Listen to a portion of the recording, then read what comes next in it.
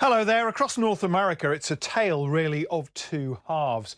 Across the eastern side, we've got some wet weather arriving. It's going to be slow moving over the next few days, and a focus for the heavier rain likely to be across the lower Mississippi Valley and also into the southeast in general, where there's been a lot of rain already in Florida. The heat's probably starting to ease off a little bit in the northeast of the US and eastern Canada, but it's hot out towards the west. Some record temperatures in some places, particularly in the southwest. We've got a few showers moving down into Mexico, some more widespread rain likely around Costa Rica and Panama, and across Hispaniola those showers could be heavy and thundery as well. The wetter weather across South America is really in the far north. We're going to find some wet and windy weather across southern parts of Chile over the next few days. For large parts of the continent, it's going to be dry and quite sunny. Those temperatures starting to rise a bit across Argentina, Uruguay and Paraguay in the next few days. And it's warming up as well across many central and western parts of Europe, where it looks largely dry. We've got some sunshine more widely across Iberia. Heading into Eastern Europe, it's cooler, it's wetter, and those showers could be heavy and thundery as well. Moving into Africa, and the seasonal rains don't look particularly active. We've got some of the wetter weather just near coastal areas across West Africa. It's a bit drier for Eastern Africa and across South Africa as well. A lot of dry weather here and some sunshine. It's going to be quite hot in the northwest of Africa, in the northeast of Africa and across the Levant as well. Those temperatures are quite a bit lower than they were this time last week and a bit below average as well. A lot of dry weather and sunshine really across the Middle East. The winds will be quite light. For many away from the northern areas, those temperatures are near normal for the time of year. The heat, though, is building across South Asia. We've seen temperatures 47 degrees, and that heat will continue to build. We've got some wet weather here in the south, but also some wet weather again around Bangladesh and the northeastern states, threatening some further flooding. And over the next few days, could get some heavy rain here across the southeast of China. The main weather front, the Meiyu front, is steering to the south of the main islands of Japan. So for the most part here, it'll be dry with some sunshine. Got a few showers in the north, as there will be across the Korean Peninsula as well. Dry weather with some sunshine for Shanghai and for Beijing. Wet for a while longer, I suspect, in Hong Kong. And we've got some more widespread heavy thundery showers across Indochina and the threat of some further flooding across Indonesia as well. Now, the weather down under is quietening down. We've got some stronger winds to come in through the Bight over the next few days. This weather front here is very weak. There's not much rain on that at all. So on the whole, it's going to be dry and there'll be some sunshine around as well. Nothing to write home about in terms of temperatures across the southeast at the moment. And for New Zealand, it's wetter in the North Island, but we could see some rain later in the South Island.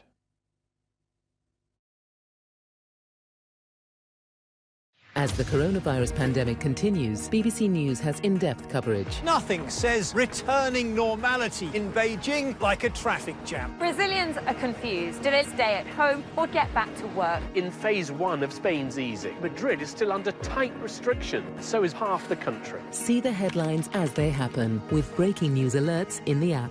And get the full story with bbc.com/news. Follow the story for all the latest with BBC News.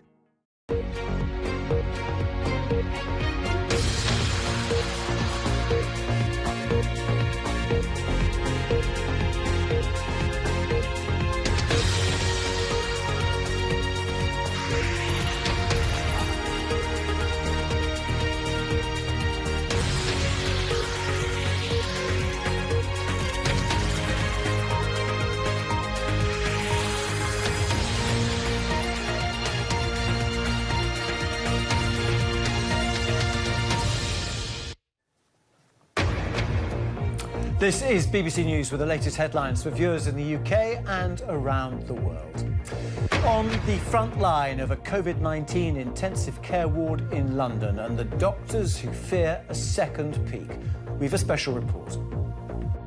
Once the lockdown is relaxed, people, of course, are going to have more contact with each other. So that's the way this is going to spread. The political fallout continues over the actions on coronavirus lockdown rules of a top aide to British Prime Minister Boris Johnson. As Europe looks to relax border restrictions ahead of the vital tourist season, Greece allows domestic travel to its islands. And the girl who cycled 1,200 kilometres across India carrying her injured father on her bike. She says she's really, really tired and needs a bit of a rest. We have a story.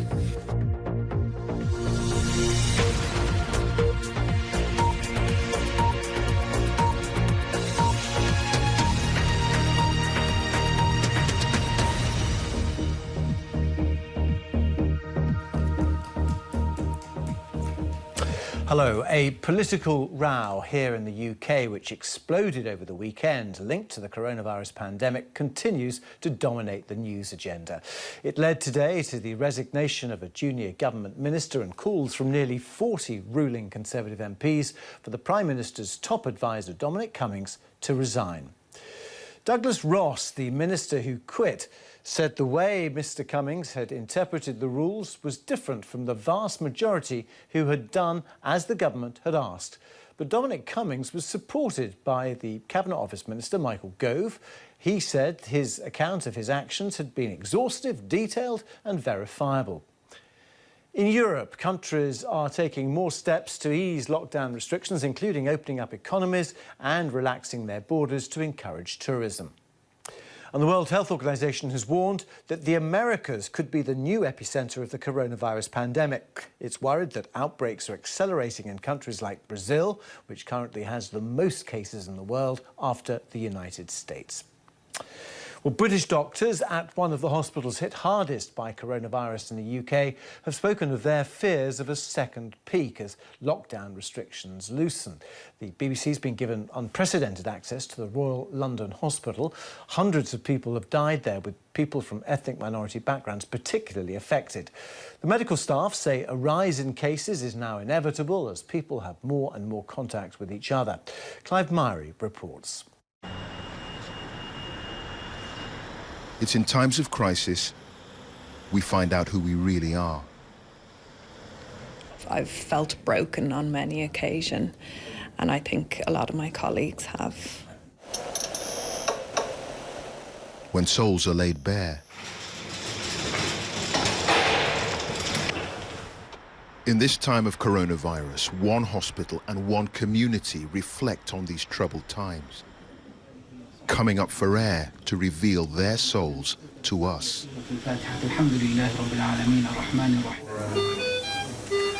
We saw the fragility of life. This guy's not going to survive the night. We'll have to call the family. We're going to take out your tube now. We saw its strength. Well done. How's that feel? Yeah? And all the while, one fear looms, another peak of infections to rival the first. We were 20 beds away from being overrun.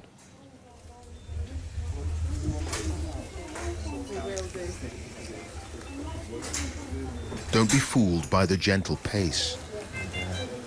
Time is twisted here. On the Royal London Hospital's coronavirus wards, while many patients inhabit ventilated worlds of slow-motion dreams and hallucinations, the doctors and nurses charged with bringing them back to life inhabit the real world, where time moves too quickly, as this cruel disease eats away at human lungs with frightening speed. Can we just do a couple more suctions, if that's all right? But the medical staff, including consultant PJ Zolfagari, have their own nightmares. On the back foot again. Are you expecting a second wave? Yes, I mean, I have to say yes, because I think once the lockdown is relaxed, people, of course, are going to have more contact with each other. So that's the way this is going to spread. Then, as our interview ends, he's called away. I'll be 2 minutes. His 2 minutes turn into several agonizing hours. You see, you're working hard to ventilate, aren't you? We had permission from all the patients or their families to film. Do we have any more atracute? And Krishna Pillai Yogan's vital signs have worsened. Yeah. He's just 55. This is going to cause a bit of a problem here. And again, go. The professionalism of the team is stunning. Years of experience are gathered around this bed. As the duality of time, the drifting, oblivious patient, and the rush to save his life merge into a tableau for our times. Okay, this doesn't look good. How concerned are you? I'm extremely concerned about this chap, especially at this late stage as well, that he's developed further complications. So, there's a final roll of the dice. So you guys lift him up, I'll push the pillows down, yeah? Ready? Go. This is a last resort. Maybe by turning him onto his front, they can force air into his lungs, oxygen into his body. It's all they can do. Hang on, there you go. Yeah, okay, ready, steady, go. His lungs are just getting worse and more inflamed again. And you've been preparing to talk to his family? Yes, that's right. Under his back. So just to let you know, have you called the family yet? Sister Becky Smith, a presence on the COVID ward for absent relatives. Okay. Their eyes and ears. Thanks, Gavin. Potentially we'll make a decision about whether it's appropriate to continue with what we're doing at the moment or whether we should give him a bit of dignity. Imagine this stress for the team, multiplied every day for weeks. Now you understand what the peak of the pandemic was like.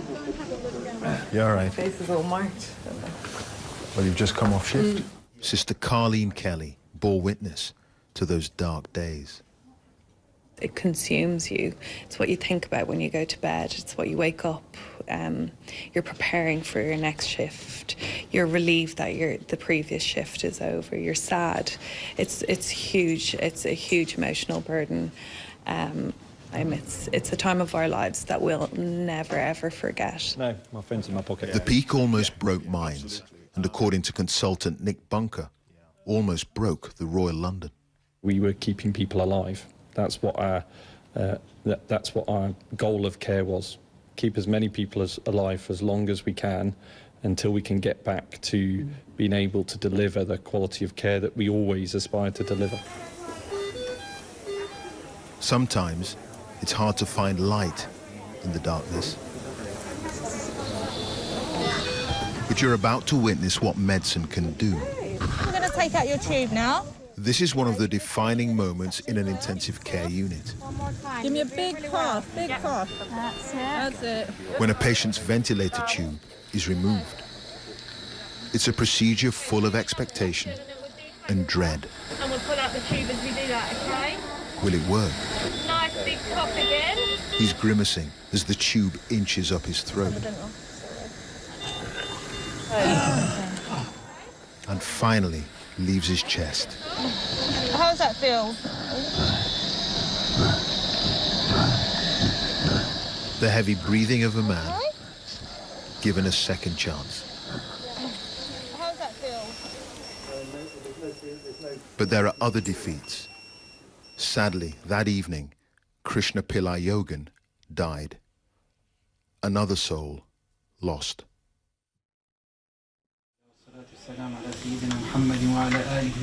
On tomorrow evening's program, a prayer for the dying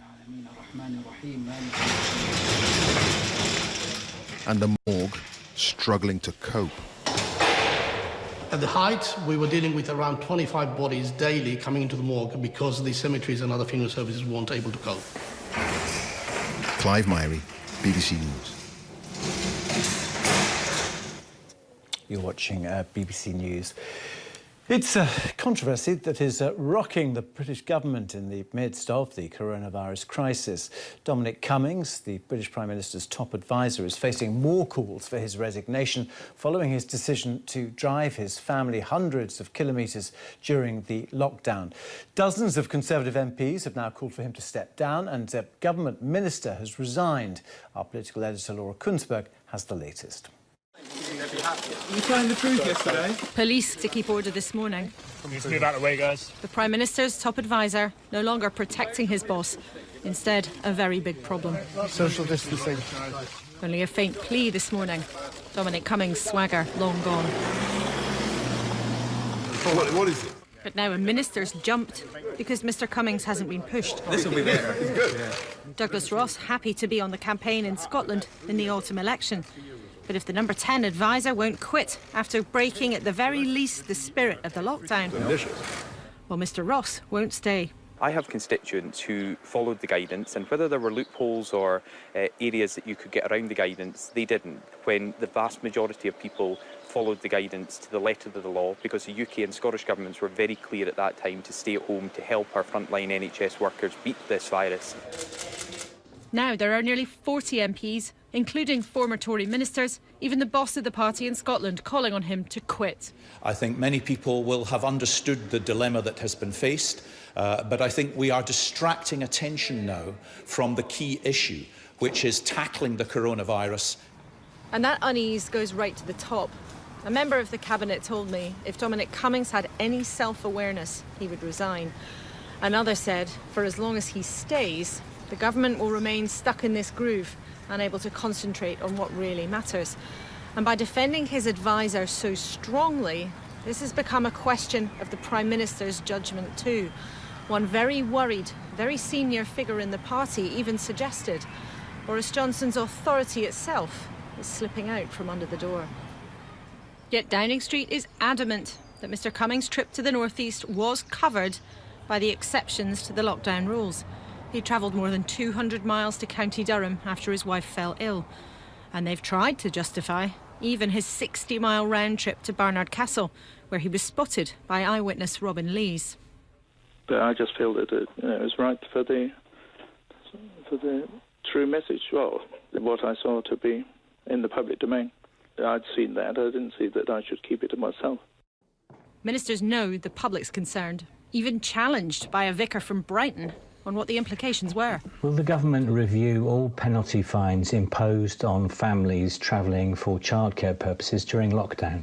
That's a very good question. I think, especially coming from a man of the cloth, I think that is perfectly reasonable to take away that question. I'll have to talk to my Treasury colleagues before I can answer it in full. Nearly 40 of your colleagues believe that the Prime Minister's top advisor let the country down and want him gone. Given that you stood there at that lectern and told people the guidelines weren't advice, they were instructions, do you? My view is that what he did was within the guidelines. I can understand why reasonable people can take a different view. Do you admit that it's doing damage to the government's credibility, after a question from a member of the public, that you might review some of the fines that are being given to people if they were travelling for reasons to do with their children? I think it's incredibly important that as a nation we keep our resolve. Everybody has a part to play in this. Of course, the future of one man, one job is less important than dealing with the virus. It's a huge distraction, though, despite the determination in Number 10 to keep ignoring the wild ride outside. Laura Kunsberg, BBC News, Westminster. European countries are taking more steps to get the continent back to some kind of new normal. Lockdown restrictions are being lifted as the fight against coronavirus pivots to opening up economies. Many countries in Europe are starting to relax their borders to get the vital tourist season going again. In Greece, restrictions on domestic travel have been eased, with people allowed to move around the country and to visit the chain of islands. In Spain, foreign travellers will no longer have to quarantine after July the 1st. The German government wants to end a travel warning to their citizens covering 31 European countries from June the 15th, if the coronavirus situation allows. And on the same date here in England, all non-essential retailers will be able to reopen as well. Let's get more, though, from Greece with this report from our correspondent Quentin Somerville, who is on the island of Milos. Athens is sending a flotilla to fight a pandemic. The Greek islands are reopening. Among the first to call, a high-speed deployment of doctors with a mission. These islands have been a safe haven from the pandemic with no confirmed cases of COVID-19. These medics from the mainland want to make sure it stays that way. It's an annual expedition to the remotest parts of the Aegean, with special purpose this year. We will be in contact with the government whenever they need us. We will come here to check if there is any case of COVID infection. The mayor of Sikinos welcomes them ashore. We're greeted with elbow bumps instead of handshakes. There are enough tests for whoever wants them. There are only 250 people on this island, and none of them have been tested for COVID-19 until today.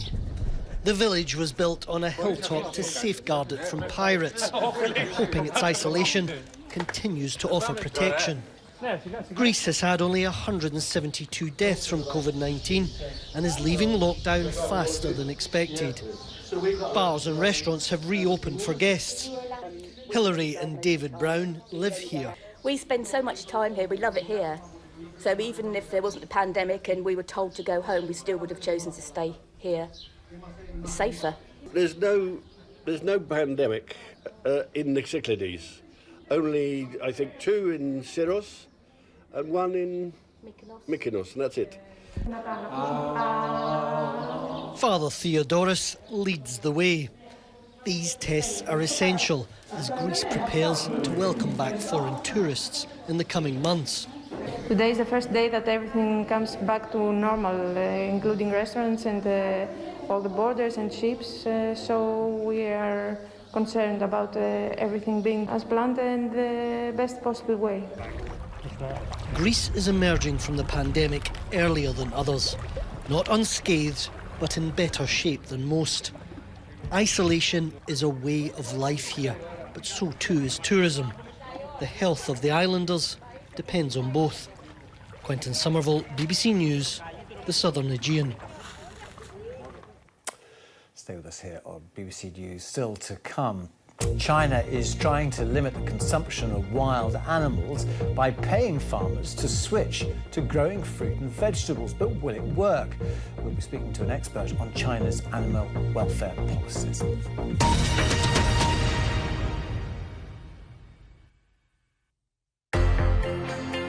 In the biggest international sporting spectacle ever seen, up to 30 million people have taken part in sponsored athletics events to aid famine relief in Africa. The first of what the makers of Star Wars hope will be thousands of queues started forming at 7 a.m.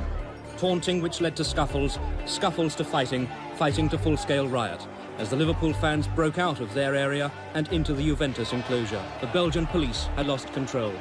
The whole world who will mourn the tragic death of Mr. Nehru today. He was the father of the Indian people from the day of independence.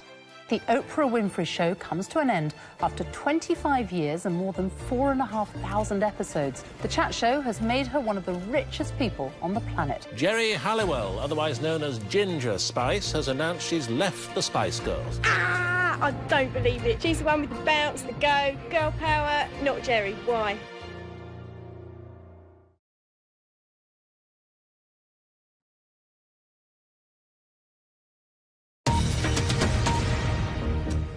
You're watching BBC News, our latest headlines.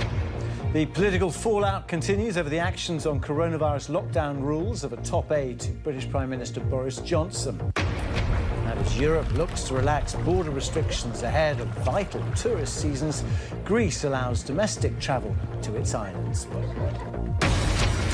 The Chinese government is offering to buy out animals on wildlife farms and to help farmers change their agricultural practices in an effort to reduce the consumption of wild animals. The farmers are being offered money in exchange for several different species, including civet cats, porcupines and cobras.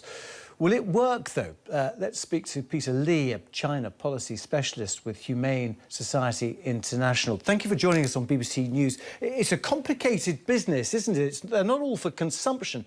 I hadn't realised that there were farms breeding these wild animals. I thought they were originally just wild animals. Just explain how it works.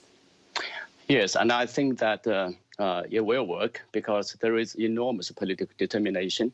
And also there is a rising consensus in Chinese society, and they understand the connection between wildlife exploitation, consumption, and the pandemics. And of course, you know, the government has offered a buyout plan, so it will work. Now, you talk about China's wildlife breeding. China has the world's biggest wildlife breeding operation, but the breeding operation for the exotic food market, which is being outlawed, is the second biggest part. Yes, China has wildlife breeding in the last 40 years. It's something new. It never exists in China's past. When you go back to previous outbreaks, though, if you go back to SARS, for example, the government banned the sale of wild animals then, it didn't work. Were they offering a similar scheme, a similar compensation scheme? No, actually, in 2003, the Chinese government could have done a lot more, but it didn't. The trade ban and consumption ban was quickly lifted, barely 2 months after SARS was over. At that time, there was no consensus, there was no understanding that wildlife exploitation, wildlife trade and consumption had a tremendous, public health, risk. But now this time, they realized the impact. And also, back 17 years ago, the Chinese government did not shut down the trade from the national legislative level. It was an administrative decision and was quickly, lifted because of the breeders, farmers' resistance. So there is a difference this time compared with 17 years ago. OK, and the figures that they're being offered, I think I was reading, is it $88 for a porcupine, less than that for a kilo of rat-eating snakes? I mean, is that going to be enough to persuade the farmers to stop this? Yes. Why I say so because most wildlife breeders are not making money. Were not making money in the past. Many of them wanted to move to different livelihood. Now this was an opportunity for them to do it. And another thing I want to point out is that those people who are most impacted are a small number of farm owners. The majority of farm workers are employed part-time and on hourly basis. So those people do not rely on this industry. Just one last question, if I may, because we're running out of time. Yes. What about the cultural, traditional side of eating these sort of animals? I mean, is that something which is going to be difficult to persuade just normal Chinese consumers to change? There is a misperception outside of China that people in China eat a lot of wildlife animals. That's false food. Majority of the people in China do not eat wildlife animals, and the so-called, wildlife consumption as a cultural eating has been promoted by the traders and the breeders in the last 40 years. I grew up in China. I never ate, snake and all this wildlife animal meat. So it's a false food that, we should fight against it, and also it's easier because that's not part of the mainstream food culture of China. OK, all right, fascinating. Peter Lee, thank you very much for joining us here on BBC News. Now, we have reported before on the positive impact lockdown has had on the environment and pollution levels. Air quality has certainly improved in many parts of the world. But have a look at this. This is filmed by a French environmental organisation in the Mediterranean Sea. And I think we just show you these pictures. We can see some masks and latex gloves on the seabed. I'm sorry, we're on the wrong pictures, I think, but let's just see if we can pick those pictures up. So here we go.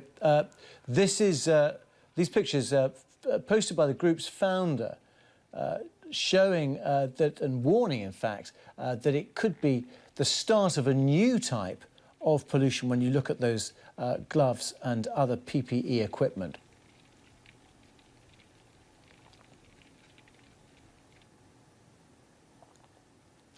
Let's turn to some other positive news, though, because a teenager from India who cycled hundreds of miles carrying her injured father from the Indian capital, Delhi, back to their home village during the country's lockdown, has been speaking to the BBC about her story.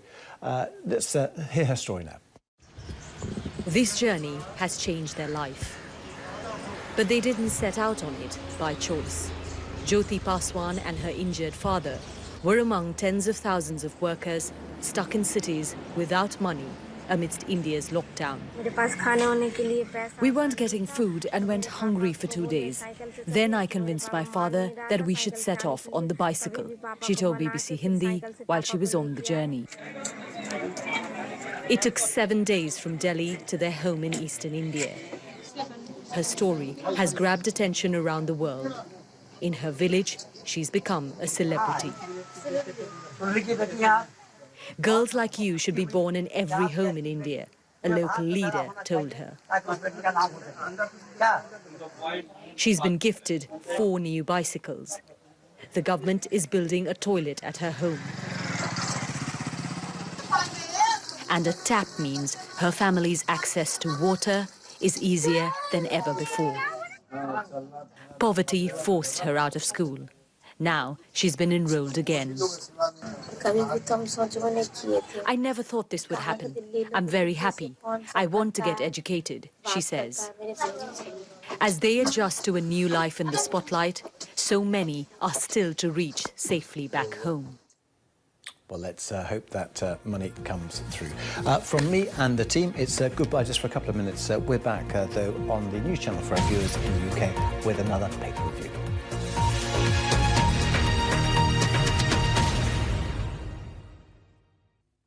Hello there. The weather's quieting down a lot across Australia. Most places are looking dry now. Have a look at the forecast later on. But moving northwards into Asia, there's been some flooding locally in Indonesia, some more heavy thundery showers quite widely here. The main band of rain is still affecting southeastern parts of China. More rain over the next few days could bring some further flooding. The same band of rain is steering to the south of the main islands of Japan, so for many it'll be dry with some sunshine. A few showers to the north, as there will be for the Korean Peninsula, but sunshine for Beijing and Shanghai, but more rain for a bit longer, I suspect, in Hong Kong. And we've got some scattered heavy thundery showers developing again, I think, across Indochina. It may well stay dry in Bangkok, but the showers aren't too far away. More dry weather certainly for Seoul and also for Beijing, and across much of Honshu and also Kyushu. It should be dry in the next few days. A lot of dry weather across Australia. We've got some rain in the far north there. They've got some weather fronts moving through the Bight. This first one here is very weak. It won't produce much rain at all. Still largely dry for the southeast of Australia, and temperatures around where they should be for this time of the year. We are seeing some more rain across the North Island of New Zealand, and it will stay wet in the next few days, and we may see some rain developing for the South Island as well. Still some rain later on in the week for Melbourne, and it's going to be wet for a while and windy in Perth.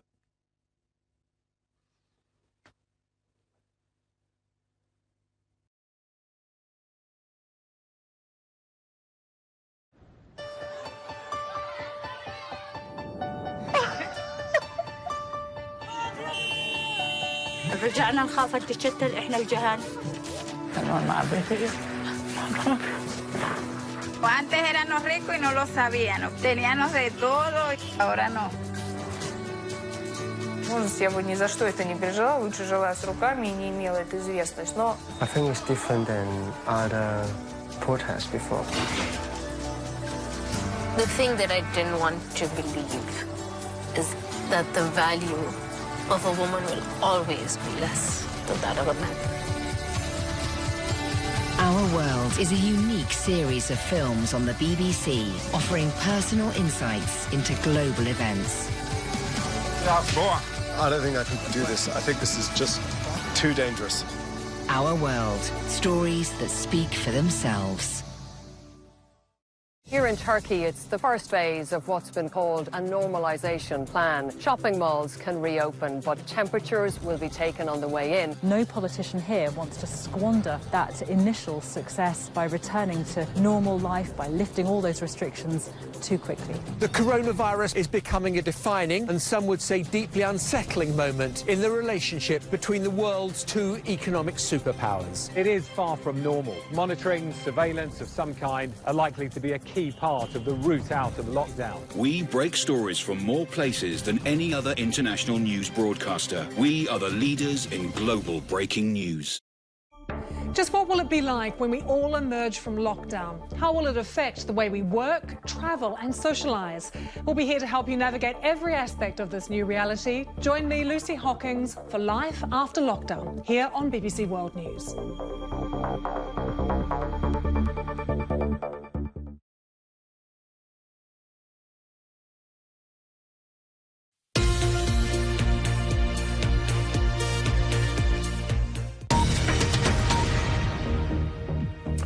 You're watching BBC World News with me, Tim Wilcox. The headlines. The British Prime Minister's top advisor is facing pressure to resign after he drove his family hundreds of kilometres during the coronavirus lockdown. One junior government minister has quit his post in protest. Dozens of other Conservative MPs are calling for Dominic Cummings to step down. Many countries around Europe are looking to relax border restrictions ahead of the tourist season. In Greece, restrictions on domestic travel have been eased, with people allowed to move around the country. President Macron has announced a rescue plan worth billions of dollars to help France's car industry, which has been badly hit by the coronavirus crisis. He's offering consumers subsidies to buy electric and hybrid vehicles. And the floor of the New York Stock Exchange has reopened for business for the first time in 2 months. It's been closed since the end of March.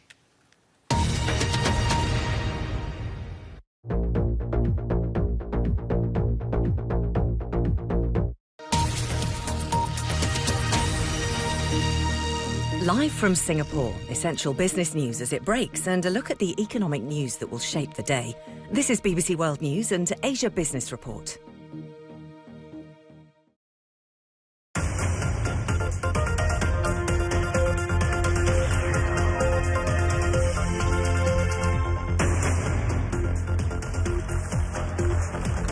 It's back! The New York Stock Exchange partially reopens for business after being closed for 2 months due to the coronavirus. And ahead of Amazon's annual board meeting, we ask if Chinese technology has become a formidable competitor on the world stage.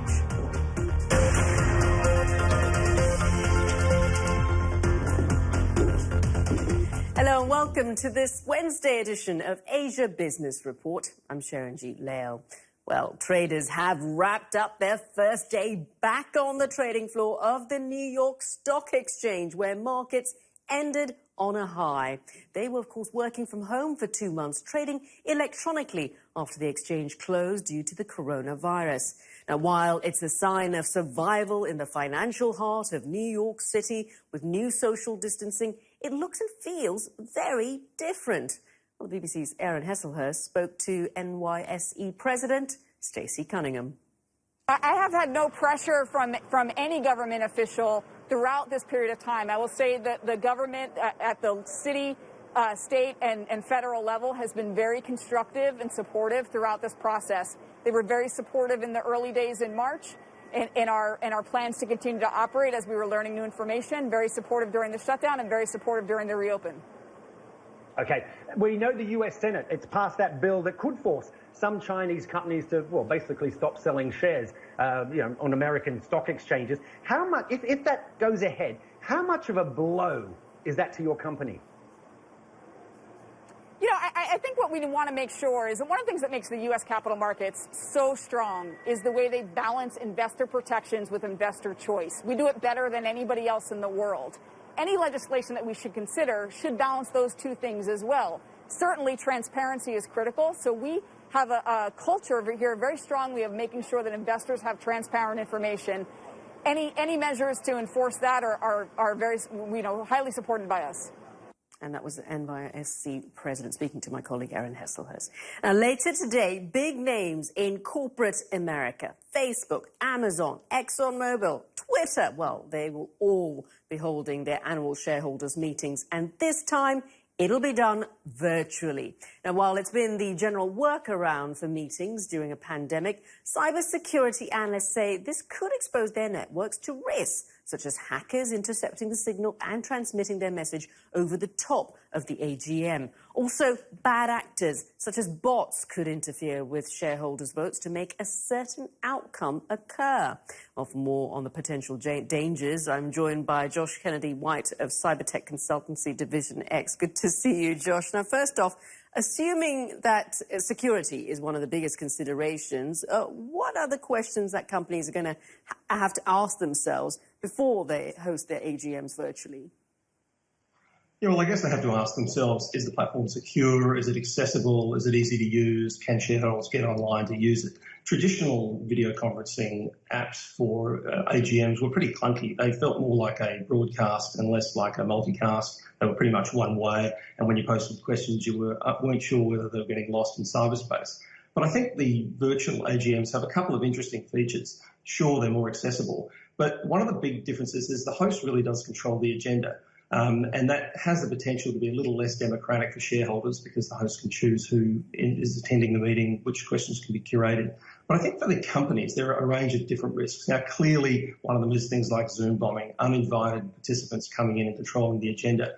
Now, the security has improved dramatically on these platforms. I think the real danger is something quite simple, and it's a a good old-fashioned information operations campaign combined with a bit of fake news. Yeah. And that is essentially a bad actor sending out a message to say, ignore the previous link that we sent you about the AGM, here's the new link. And then from there, they control the agenda and send out their message. Yeah, lots of things to look out for. But now let's talk tech, because we've got all the big tech firms. You've got the likes of Facebook, Amazon, Twitter, all holding their AGMs, almost a competition here in terms of what kind of platform, what kind of technology they're going to show off. Tell us about remote working apps, though. It's become a really competitive industry, hasn't it?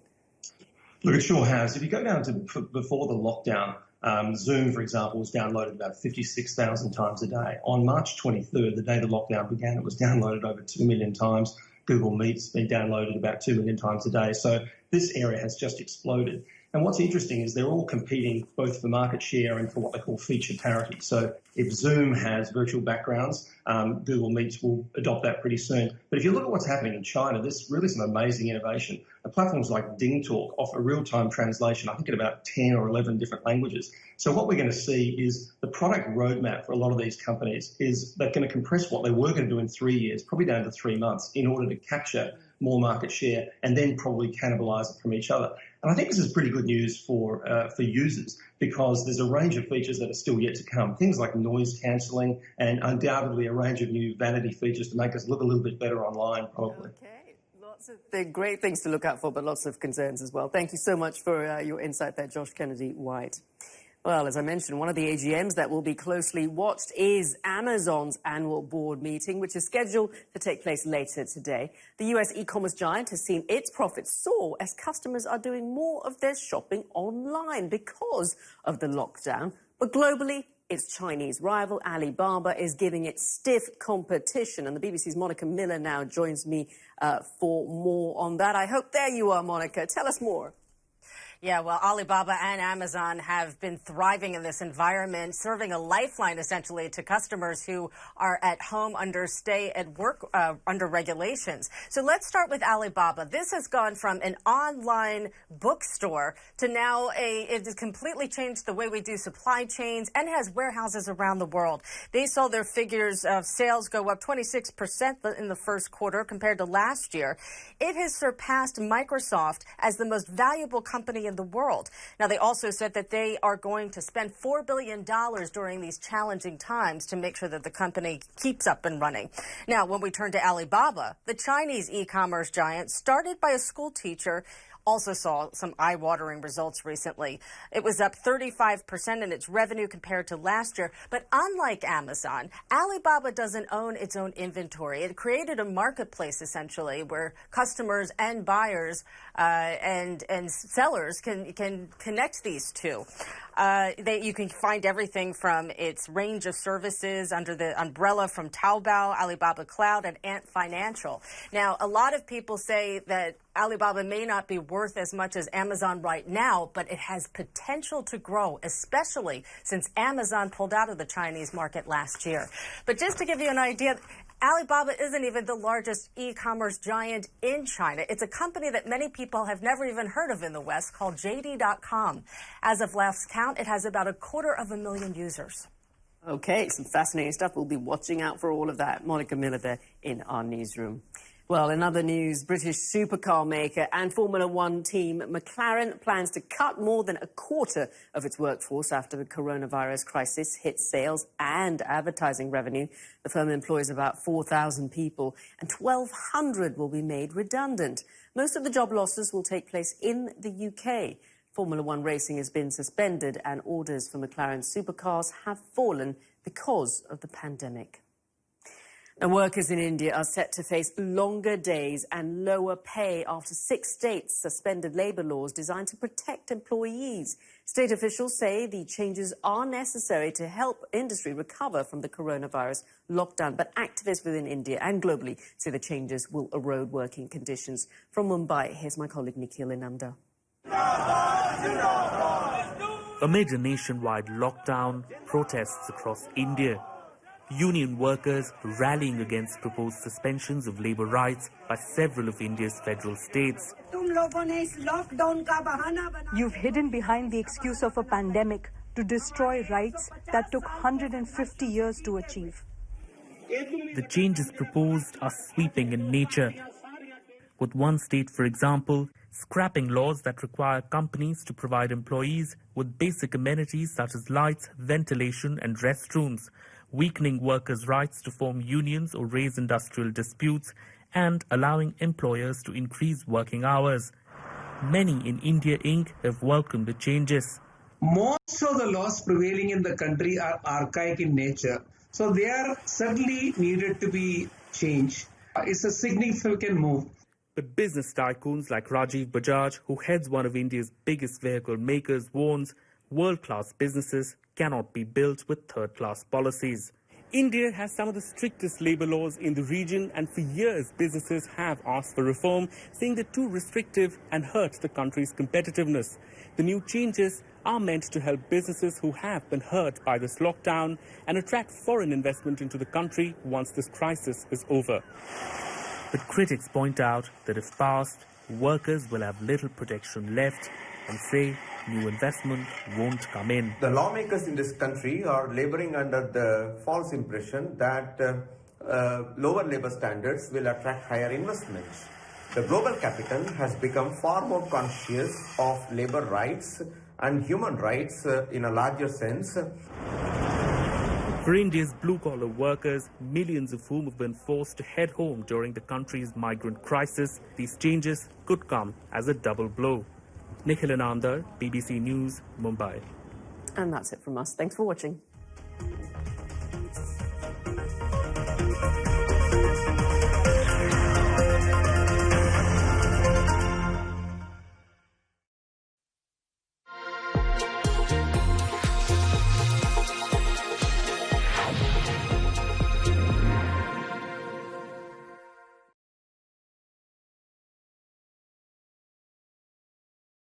COVID-19 is a global crisis.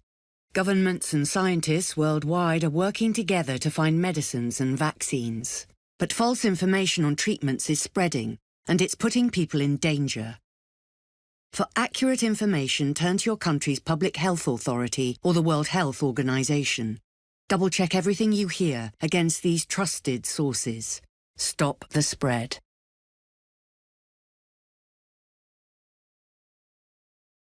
I'm here at this hospital where they're already experiencing the benefits of AI. A new tool to reboot democracy and find common ground amongst the most polarised of views. This is a very innovative project to protect the environment.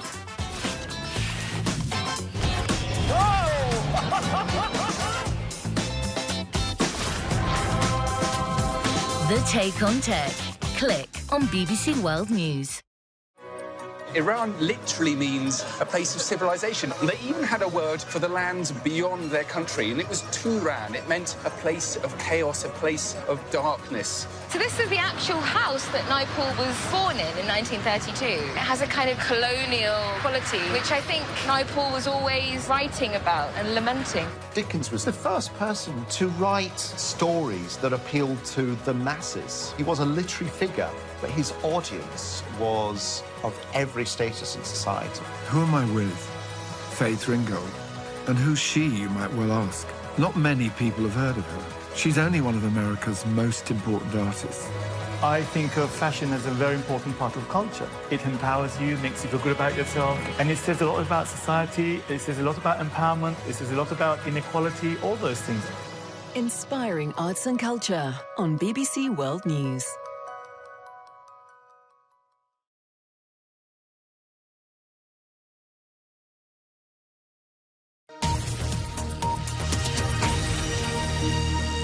Catch up with all the latest sports news and results from around the globe. Now on BBC World News, Sport Today.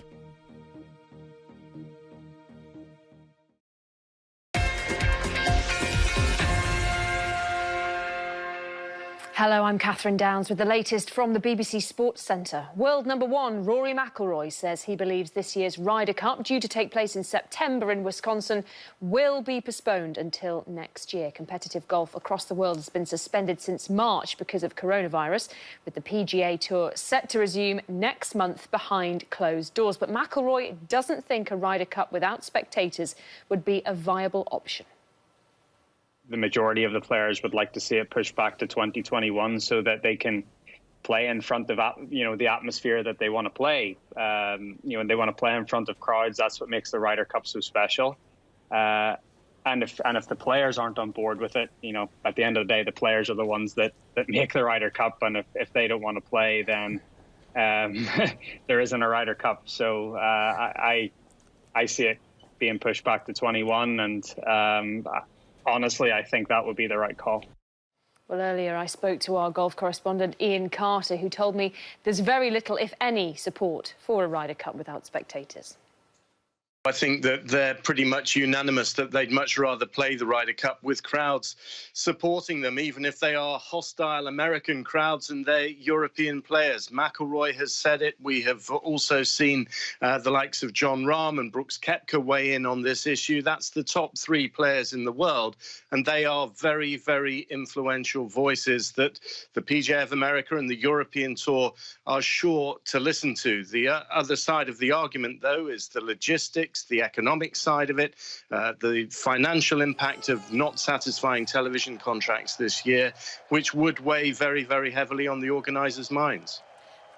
Competitive golf due to resume next month. Do you think that will influence the decision either way? If organisers can see that golf, the PGA Tour, can return, can be successful as a format without spectators, that it might influence whether or not they do go ahead and cancel or run the Ryder Cup? Yeah. I think that's a good point, Kat. We have to wait and see what golf will feel like without spectators there in big events on the PGA Tour. Due to start on June the 11th in Texas. People will be monitoring that very closely. And, of course, a decision doesn't have to be made immediately as far as the Ryder Cup is concerned. That match isn't going to be played until the end of September in Wisconsin. Well, tennis star Petra Kvitova is on the same page as Rory McIlroy. She's also called for events to be cancelled if fans aren't allowed to attend. The 2-time Wimbledon champion says she would prefer this year's remaining Grand Slam events to be called off if they have to take place behind closed doors. Wimbledon, of course, already been cancelled, but the US Open is still set to start at the end of August, and the French Open has been rescheduled for September. There's been a big match in the Bundesliga today. The top 2 sides, Bayern Munich and Borussia Dortmund, an unofficial title decider. They went head-to-head. Bayern have extended their lead at the top of the table to 7 points now. They won 1-0 thanks to a sublime chip from Joshua Kimmich. Bayern now look almost certain to win their 8th Bundesliga title in a row. Well, our reporter Adam Wilde joins me now to wrap up some of the other stories coming out of European football today. Adam, first of all, could there be momentum for a restart in French football, do we think? We've heard so much, haven't we, about the arguments and discussions about other leagues in Europe, about how they're going to get restarted. The French league was one of those very first to close down. That happened 4 weeks ago.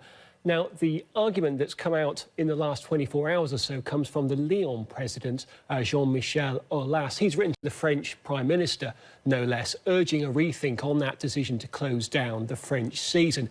Lyon, you'll remember, finished 7th on that points-per-game system. That means they miss out on a place in Europe next season. He points to the unprecedented economic and social crisis faced by those football teams in France, given that the season isn't going to be finished. And he says, given that the clubs and leagues in other parts of Europe are prepared to get restarted and, as we've just been saying, in Germany have already got restarted, he says they may have been too swift to make that decision in France. And those season-finishing positions also a problem in Dutch football as well. AZ Alkmaar appealing to UEFA about the Champions League places. Yeah, a slightly different situation in Holland because, of course, that season was declared null and void. In the Eredivisie, there is only one spot that goes straight into the group stages of the Champions League. That was given to Ajax, who finished top, but they only finished top when the division was cancelled by goal difference from AZ Alkmaar. They will go into the Champions League next season, but they'll have to qualify through the group stages, and we know how perilous they are. So they have written to UEFA to urge a rethink on that as well. OK, Adam, thanks very much for the update there. Liverpool captain Jordan Henderson has been sharing his thoughts about the current Premier League season. Football, of course, suspended at the moment in the United Kingdom due to the coronavirus pandemic. Liverpool 25 points clear at the top of the table. Henderson says if the season is declared over here, it's not the way his team imagined winning the title. If you were to win any trophy and you were to win it and be given it and there was no fans there, it would be pretty strange, and it will of course be different.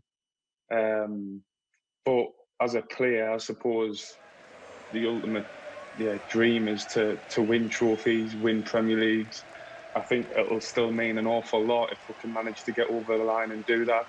And hopefully then when fans were allowed back in further down the line, we could all celebrate together in the future. But for us, we've just got to concentrate on what's important. And that's, again, as boring as it sounds, is taking each game as it comes. If we do get back to playing games, as soon as everybody's comfortable, as soon as it's safe to do so, and we're guided by the experts and the doctors on what they deem safe to do so, I think that is what we're following, really. And like I said, the measures that have been put in place so far have been fantastic. And hopefully that can just carry on throughout until we get to a point where we're back playing games again. Liverpool's Jordan Henderson there. AC Milan's Zlatan Ibrahimovic is not as badly injured as first feared. He was hurt in training on Monday, but it's a calf problem rather than damage to his Achilles tendon. He'll be assessed again in 10 days. The Italian government will decide on Thursday if and when Serie A football can resume. Brazilian superstar Marta has led the tributes to Oswaldo Alvarez, known as Vadao, the coach of the Brazilian women's football team at the last 2 World Cups, who's died at the age of 63. Marta said she was proud to have lived through some marvellous moments at his side. Vadao is also known for giving Kaká his break at Sao Paulo. Kaká paid tribute, saying, "You gave me opportunities for me to fly." German Formula E driver Daniel Abt has been sacked by Audi after he admitted getting a professional gamer to play under his name in Saturday's esports event. His third place finish raised suspicions after he failed to score a single point in the previous 4 rounds. Abt has explained that it was a joke and a mistake, and he has apologised. And former NBA great Patrick Ewing has left hospital and returned home to continue his recovery from COVID-19. Ewing, who's 57, is currently the coach of Georgetown University's men's team in Washington, D.C. After spending 15 seasons with the New York Knicks, he announced on Friday he was being treated for coronavirus. His son said he was getting better and thanked the doctors and nurses who'd looked after him. Wishing him all the best with his recovery. You can get all the latest sports news at our website, bbc.com/sport. But from me and the rest of the Sport Today team here, goodbye for now.